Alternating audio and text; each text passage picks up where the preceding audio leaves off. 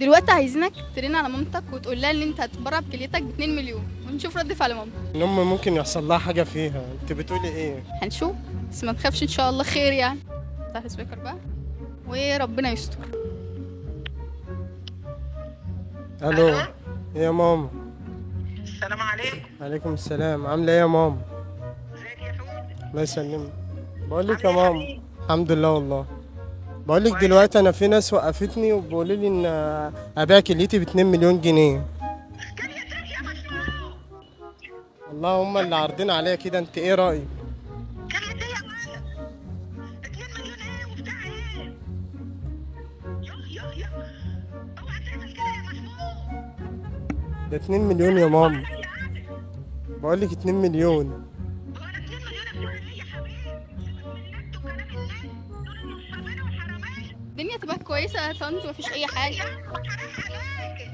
حرام عليكي ولا يا مسموع. ايه يا ماما؟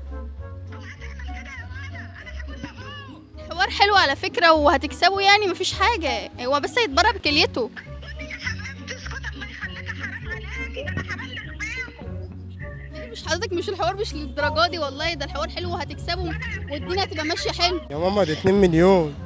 2 مليون ايه وبتاع ايه يا حبيبي، ولا 50 مليون؟ اوعى تعمل كده يا محمود، انا هقول لابوك. ده هي كلة واحده يا طنط وهيعيش بالتانيه يعني، مفيش حاجه. اسكتي اسكتي، اوعى تعمل كده يا ولد. ماشي حاضر يا ماما. محمود ماشي حاضر يلا. يلا نعمل الورق الكليه يلا، وان شاء الله هتاخد معانا 2 مليون. يلا ماشي. اوعى تعمل كده يا محمود. ده قفلت. لا بس بجد فعلا ردها كان صادم بجد يعني، مفيش ام كده. شفت؟ مش انا قلت لك يعني امي بتحبني جامد، يعني اكيد اي ام بتحب ابنها يعني اكيد. بجد ربنا يخليها لك والله. يا رب. دلوقتي يا جماعه في اي تحدي عاوزينه نعمله ان شاء الله في الحلقه الجايه اكتبوا لنا في الكومنتات، ويلا سلام.